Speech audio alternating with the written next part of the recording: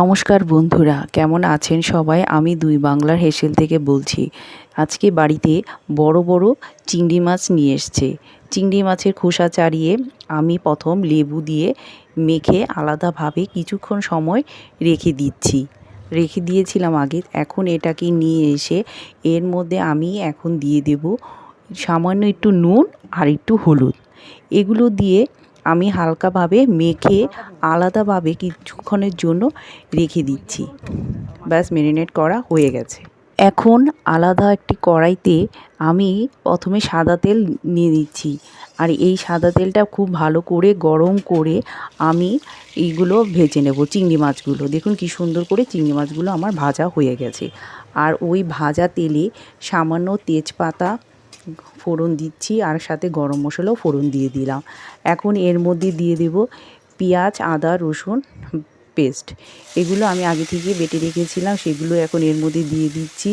আর সামনের মধ্যে দেব এর মধ্যে জিরে, ধনিয়া আর একটু সামান্য লঙ্কার গুঁড়ো। এগুলো এখন এর মধ্যে দিয়ে দেব।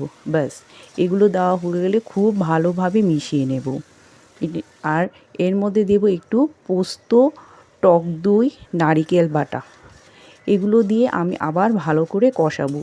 এটা আমি একটা মালাই রান্না করবো, চিংড়ি মাছের মালাই টক দই দিয়ে। তাই এটাকে খুব ভালো করে আস্তে আস্তে নাড়তে হবে যাতে নিচের দিকে লেগে না যায়। ব্যাস, আমার এটা আস্তে আস্তে সুন্দর গ্রেভি হয়ে গেছে। আর ভাজা করা চিংড়ি মাছগুলো এর মধ্যে এখন দিয়ে দিচ্ছি। দেখো, দিয়ে আমি আস্তে আস্তে সুন্দর করে নাড়াচাড়া করে সবগুলো এখন মিশিয়ে নিচ্ছি। হয়ে যাবে আমার মোটামুটি অর্ধেকটা রান্না আমার হয়েই গেছে। যেহেতু ভাজা করে রেখেছিলাম, তাই এখন রান্না করতে বেশি সময় লাগবে না।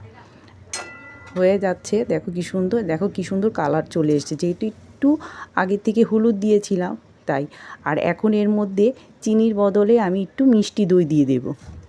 মিষ্টি দই দিলে আর চিনিটার দরকার নেই। ব্যাস, ওই মিষ্টি দই দিয়ে মাখা মাখা হয়ে গেছে।